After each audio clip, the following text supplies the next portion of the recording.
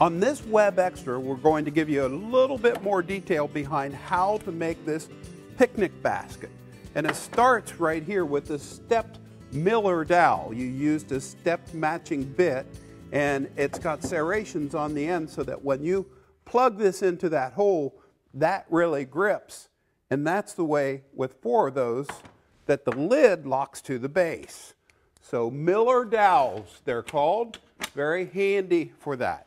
Now the other thing is you can go to the body of the show on the website to learn how to bend the handle and also bend the banding that is for a shaker tray that would have been on top of a huge shaker box. So this is really shaker inspired. And obviously on the ends you drill pilot holes so that as this screw goes through the oak handle, it goes into the 1/2-inch plywood base there, plywood for stability. Now the other thing as you look at this, there are 11 different species of wood here. Purple heart, mahogany, tiger maple, there's wenge, Osage orange, hard maple, red oak, Pernambuco, and it goes on and on and on. And these are scrap wood. So this is a great, durable picnic basket, but you really have to do one thing. Let me trade out this bit to a tiny 1/16-inch drill bit.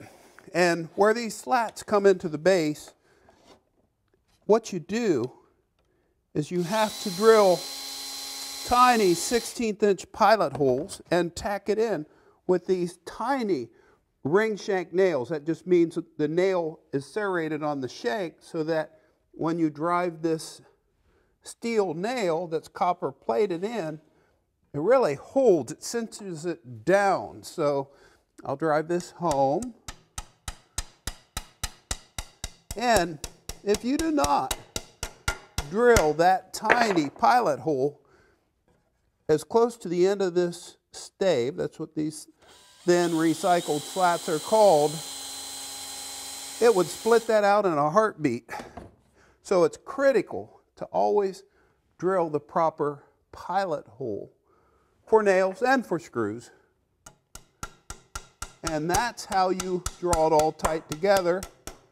And the other thing that we weren't able to talk about because we didn't have enough time, look at this.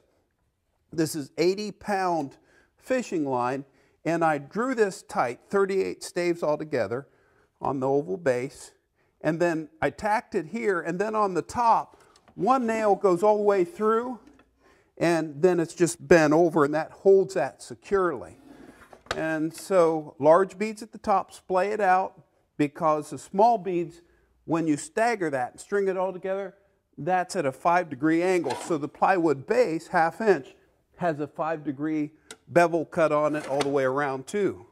So there you have it, a great project from the American Woodshop.